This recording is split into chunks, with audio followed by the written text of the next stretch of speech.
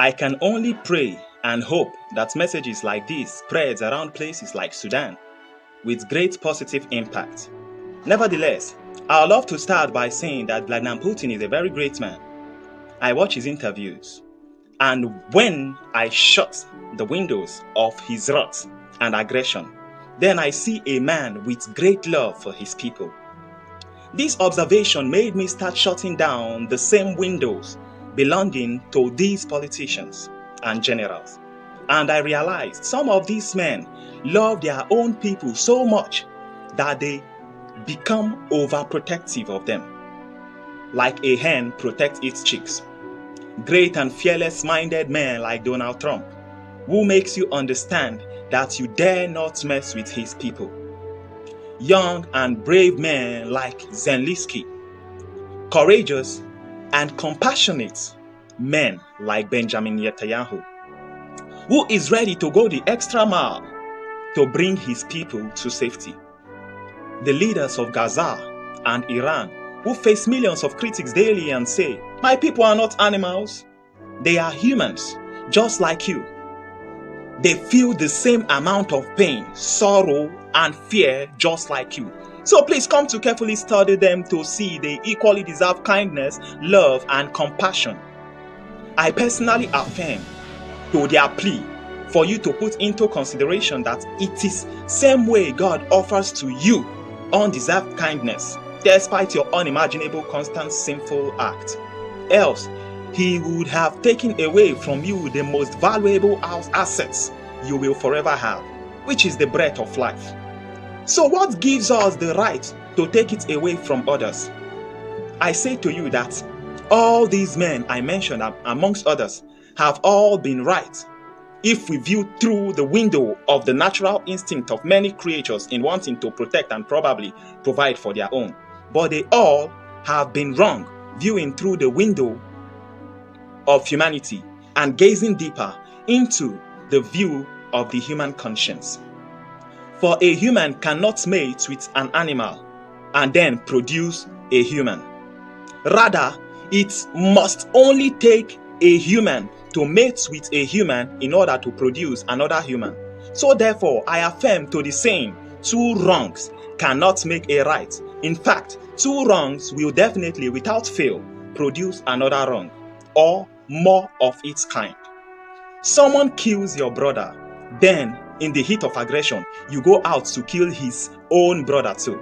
Then you turn towards him and start preaching that killing is bad.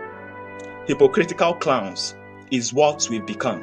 Because how can such a man believe in your teachings after seeing how negatively you retaliated? Rather, won't your negative actions verify and justify whatsoever prompted that man to kill your brother in the first place? Because he was prompted by something to kill your brother. Same way you became prompted as well by something to kill his brother too. So believe me, of a truth I tell you that the only lesson you'll end up teaching such a man is to make him believe that it's okay to embrace killing and more killings through the repulsive fantasy of vengeance, which will definitely then make him 7 times more worse than he ever was. So speaking through the windows of a chronic analysis, I can confidently say it can never be justified to take the life of your fellow human by any means except by accidents or by the means of an instant life-threatening self-defense situation, depending on how the case may be. And may God be the judge, because we all were created in the image and likeness of a one true God of the heavens. I would like to see you atheists confront me in denial of its existence, and I'll without pressure spot your ignorance in 1,000 ways. This God who created you and I may have put us in different countries, but obviously in the same earth, under the same moon and sun, for us to reside in this house through love, peace, and unity as demigods. I mean, a lower version of himself. We were created with and in this earth to unite and take care of the poultry, enjoy the farm, produce. the farm produce, the minerals and resources that has been put in this our home called planet Earth to keep our home running, giving us the steady food and supplies for our daily energy to produce more for us who are to also join us in praising Him who has created us and provided us a home and the necessary provisions in it to enjoy. Okay, now please view from the philosophical window of life. Imagine how AI is still struggling to create images and videos accurately, and yet it is being corrected and upgraded by we humans. But now, look around you. See how accurately designed everything on this earth is. Everything is of a necessity in this earth. The air you breathe, the food you eat, your body design, the rain. Make research on every natural thing that exists and you will surely see they all have a purpose, even down to the smallest creations. So if AI can still not create things perfectly, and yet it still needs constant upgrade from a conscious being, which is we humans, so how can't you see that it took a conscious being greater than we are to create we and everything in this earth? We've come to know. Because every creation we see was a deliberate act that can only come into accurate coordination by a conscious being, even down to the creation of day and night, which are for walking and resting. So open your eyes and see God. Because now, for your sake, I urge you not to be deceived by whatsoever you've heard that is not in alignment with your conscience from the beginning of your consciousness. Because this is the purest truth and your basic purpose in life, not to reduce the population of others by war or by the selfish interest they've brainwashed you to hunt. But instead, we are here to increase our population in this house through love and unity in peace and harmony.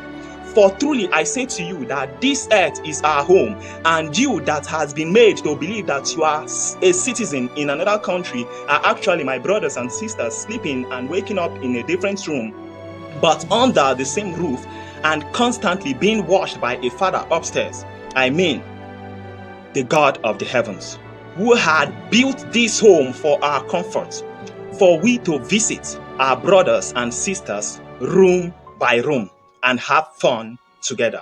So how does it make perfect sense when some of your heartless brothers and sisters ask you to go kill your brother, your siblings, and then they make you believe that when you do so and thereafter go to meet your Father upstairs, He will reward you for killing His child? No, your only reward will be an undeserved kindness through you genuinely asking Him for forgiveness before you go upstairs, and then He will show you mercy. So just like the black box on a plane, everything put in a creation serves as a purpose. So does our conscience, which has been put in us by our Father, the one who is our Creator. Its purpose is to encourage us to always do good and keep record of our every bad. The judgment book is not just in heaven. I believe the original copy of your personal judgment is in your heart, and you will helplessly take it up to your Creator when it's time for the verdict to be given against or in favor of you. So after hearing all these words, he who still hardens his heart to keep his brothers and sisters hostage, in addition to he who attacks and kills his brothers and sisters in the other room just to possess their room and everything in it, including other selfish desire in line with this act, these are the ones allowing their conscience build the steps to their own destruction. Whether you believe it or not, that moment of destruction will be undeniable. Is it not written that we perish because of lack of knowledge? Many of you, before going to war against each other, you go on your knees to beg the same God to come help you kill one another. I mean, help you eliminate his creations, to come help you destroy the world he created as a home for you and I. How foolish can you be? True maturity is when you leave the room of food your brother keeps crying over just so they can have it for peace to reign, even when everyone knows it belongs to you. Leave it for the childish ones True strength lays in setting free those the world knows you had in your power to kill, like a lion setting free its prey. Like we all know that God can destroy this world in just a second, yet He is patiently showing mercy even to those who mock His name out of ignorance. The world chooses to see the demon in many, but I believe there can be an angel in every man. In this our existence, it takes the presence of darkness to reveal the glory of light. So I say to men like the ones holding people hostages against their will, it is in dark moments like this you can reveal the glory of your light to the world by letting those hostages go. If only you can realize this is the perfect time to reveal the light of your heart to the world. To conflicting nation, it is in dark moments like this that you should even compete to reveal the glory of your light in maturity and strength by saying to your brother in the other room, you are crying over it, you can have it. It only shows I am bigger than you. Because when you claim to be amongst the most powerful and advanced nations in the world, I mean the biggest rooms in the house, then the evidence of that claim should be contentment in what you have, in maturity and in silence, which is the greatest of all. In proving that in your sovereignty you have acquired enough that you no longer need anything from the other rooms, but instead stretching your hands into other rooms to offer help. This is what truly makes you the biggest boy or one of the biggest boys in the house and amongst the nations. So bear this illustration in mind that when a baby cries and strikes an adult in demand of an ice cream, a candy, it is in the nature of a mature adult not to retaliate in anger, but to laugh and intercept the baby's strikes while looking for the solution to put that baby at ease. So henceforth, I urge you to let these bloody wars to be seen as baby strikes from weak and immature nations, while the world leaders should laugh, intercept, and explore diplomacy in looking for a solution of peace in moments of such immaturity. Quit behaving like babies that keeps destroying the properties of their parents because they are immature and ignorant of its worth. We all didn't create this our home called planet Earth. We all don't even have the capacity to create the trees, the animals, and the lives we destroy. We met it all here. And is it not written that the Creator had to rest after creating all these, including you and I? Then it must have taken an effort we can never possess, and it must be worth a value every nation's wealth put together can never pay. So stop acting like toddlers who has set each other's rooms on fire without realizing it's a matter of time before the whole house goes down in flames, and even affecting those in peaceful rooms that had nothing to do with your madness. My name is Maxwell Johnson. I am not your enemy, and I do not take sides with any room. So consider me just as a brother who has heard our Father yell from upstairs saying, "Lay down your arms before the heavens lay them down for you." Fear God Jehovah. For your sake, please consider these words and consider it well as one of the last cry before judgment.